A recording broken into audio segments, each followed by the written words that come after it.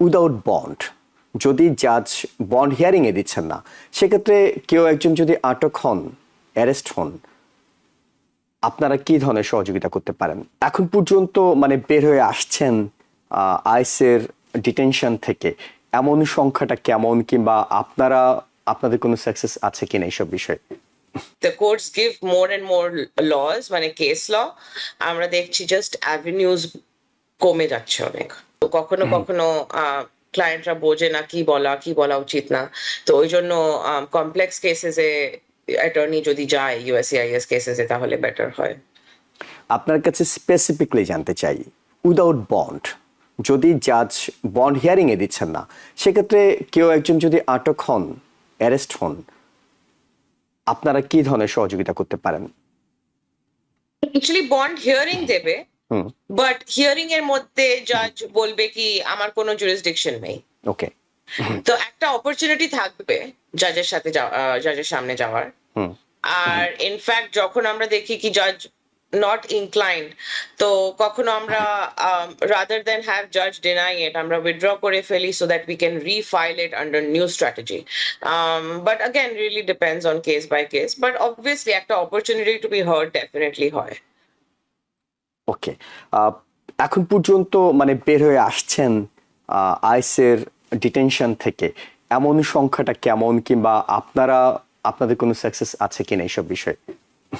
আমরা ডেফিনেটলি দেখছি রিলিজ তো হচ্ছে, স্পেশালি ওদের যদি অনেক দিন ধরে এই দেশে আছে আর ওরা সেকেন্ড সার্কিটে ডিটেন্ড হয়েছে, আর আমরা দেখাতে পারি কি ওদের ফ্যামিলি কানেকশন আছে, ওদের পার্মানেন্ট একটা অ্যাড্রেস আছে, আর ওদের বাচ্চা আছে।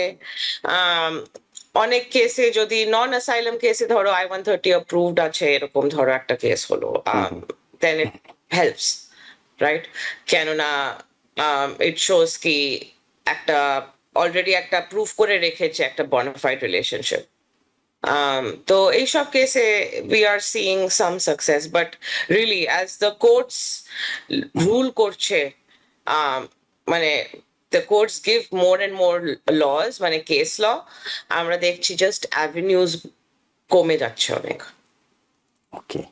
ওকে, আমরা আরো প্রশ্ন করবো এইসব বিষয়ে। কিছু প্রশ্ন সোশ্যাল মিডিয়া থেকে নিতে চাই।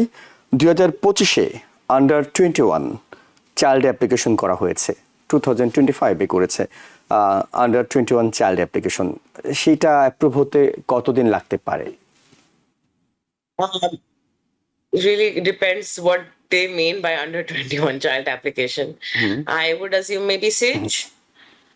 যদি under-21 বলছে 360, হ্যাঁ, 360 এখন টাইম লাগতে পারে about maybe 12 months 12 লাগছে। মানে ম্যাক্সিমাম 12 মান্থস লাগবে। 15 months, 12 to 15.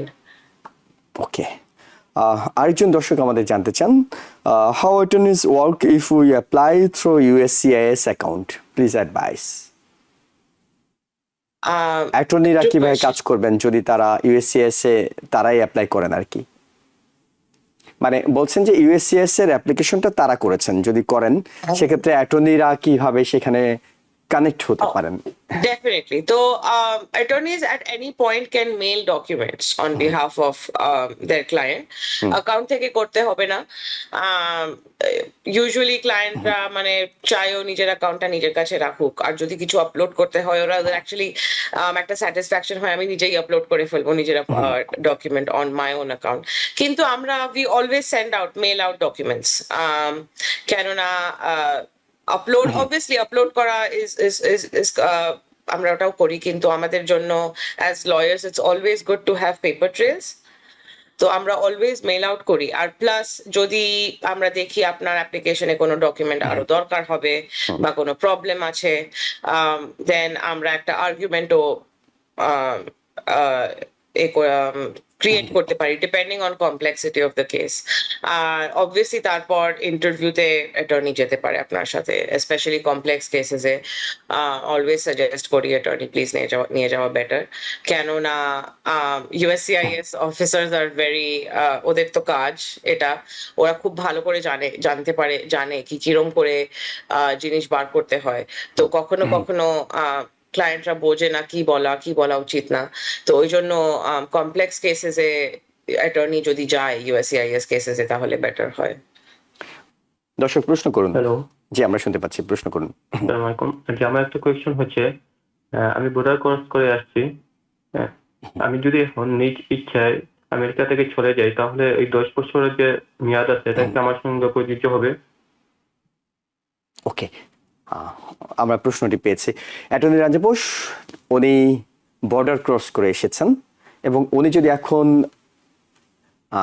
সেলফ ডিপোর্ট হন, তিনি নিজেই চলে যান, সেই ক্ষেত্রে তার জন্য কি 10 বছরের যে একটা বার থাকে তিনি আর ঢুকতে পারবেন না, সেটি কি কার্যকর হবে? হ্যাঁ, তো রিয়েলি ডিপেন্ড করে। আপনি যদি স্ট্যাটাস উইদাউট স্ট্যাটাস থাকেন, depending on the amount of time, then yes, they are subject to the bar if they leave the country. ওকে, আর যদি তিনি কোনো অ্যাপ্লাই করে থাকেন, অ্যাজাইলাম অ্যাপ্লাই করলেন, কিন্তু এখন তিনি উল্টো করে তিনি মনে করলেন যে আমি এখন দেশে চলে যেতে পারবো, আমার পরিস্থিতি চেঞ্জ হয়েছে, তাহলে কি তিনি পরবর্তীতে কখনো আমেরিকা আসতে চাইলে সেক্ষেত্রে কি 10 বছরের বারটা থাকছে? হ্যাঁ, বারটা থাকছে, but you can always make arguments. But এই কেসে হ্যাঁ, যদি ওরা অ্যাসাইলামটা উইথড্র করে ফেলে, they still have that overstay.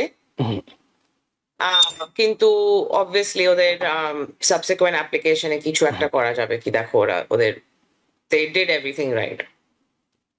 Syed Nasrullah Asif Murtaza, আপনি কিছু এই বিষয়টি একটু ব্যাখ্যা করবেন? আমি খুবই দুঃখিত জুয়েল ভাই, আমার আসলে কানেকশন একটু সমস্যা হচ্ছিল। ওকে, নো প্রবলেম। মূল বিষয়টি হলো যে প্রশ্নটি এরকম যে কেউ একজন অ্যাজাইলাম অ্যাপ্লাই করেছেন, এখন তিনি মনে করছেন যে এটি তিনি উইথড্র করে তার দেশে তিনি চলে যাবেন।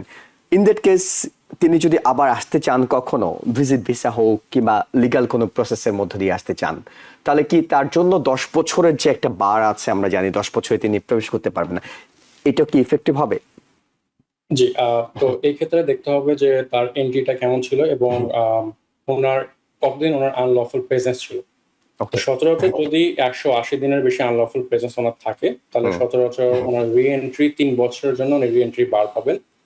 আর যদি আনলফুল প্রেজেন্স হয়ে থাকে 1 বছরের বেশি, তাহলে সেই ক্ষেত্রে ওনার রি এন্ট্রি বার হবে 10 ইয়ার্স। মানে হচ্ছে উনি যদি কখনো আমেরিকা ছাড়ে উইথড্র করার পর অ্যাজাইলাম অ্যাপ্লিকেশন, ওনাকে পুনরায় প্রবেশ করার আগে ওনাকে 10 বছর মিনিমাম ওয়েট করতে হবে। জি, একেবারে ক্লিয়ার।